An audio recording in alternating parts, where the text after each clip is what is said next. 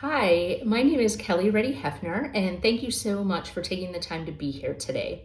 We normally record on a Sunday when it's nice and quiet and get prepared for Monday when we post, but it is not quiet here in the neighborhood, so I apologize for the background noise, but we're super happy that it's a community day and celebration outside, and thought that it was perfect to still have our conversation in the backdrop. So today we're actually going to talk about emergency fund and kind of calculating what capacity we have to take on something that might happen unexpected. So the first number we use is looking at what liquid assets are available, so what could be easily converted to cash if needed. So typically a checking and savings, maybe a CD if the parameters for converting the CD back to cash is reasonable.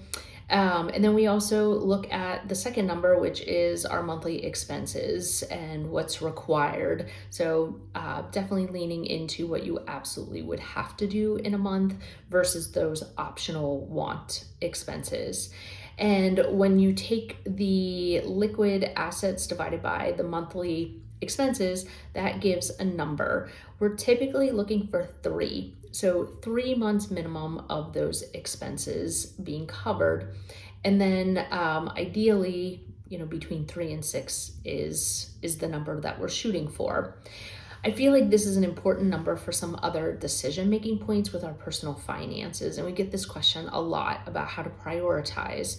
So having that capacity to pay an unexpected expense is really important. It helps make our decision-making easier if something does come up. So a car repair, a medical bill, something breaks, an appliance, just gives us an opportunity to take care of it without having to take on debt to do so.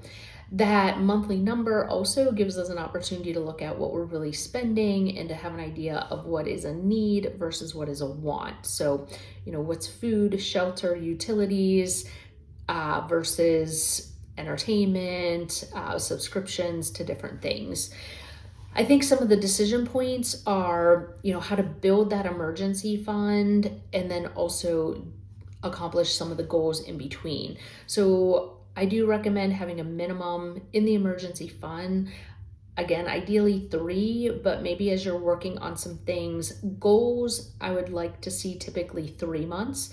If you have some debt, usually we're trying to get you to at least a month of emergency funds, pay down more on the debt, add the second month to the emergency fund, pay down some debt. Everything's unique and customized depending on how someone feels about the debt items that they have, what the interest rates on those debt items are. So again, it's not a one size fits all, but there is an opportunity to kind of go back and forth so that you're accomplishing multiple things at once. Once you get to a certain point, you can then transition what you were putting into the emergency fund to take care of something else. The best part is, I think, when you can transition that to a goal, putting more into the vacation fund, putting more into a next future purchase, any way that we can, again, eliminate debt as needed. Sometimes something has to be paid on a credit card if we know the pay periods are going to align and we can take care of it at the next pay, but we don't want to fall into the habit of, really feeling the pressure to have to do something and to make an uncomfortable decision that puts us in a worse financial position because of it. So again, this number is really important and should not be underestimated as a key component to one, feeling confident about our finances, feeling like if something happens, we have the capacity to take care of it, feeling in a good spot, and then being able to open that space up and widen the opportunities to then do other things. So sometimes, again, it is that unique, more into the emergency fund, but also working on a debt item, maybe putting something into another bucket, like that car repair bucket or that vacation bucket. something that you spend on and causes some discomfort when it comes up and you're not prepared for it. So happy Sunday into Monday. I hope that you had a lovely weekend and that you maybe had some fun in your community as well. And best wishes for a great week. Thanks.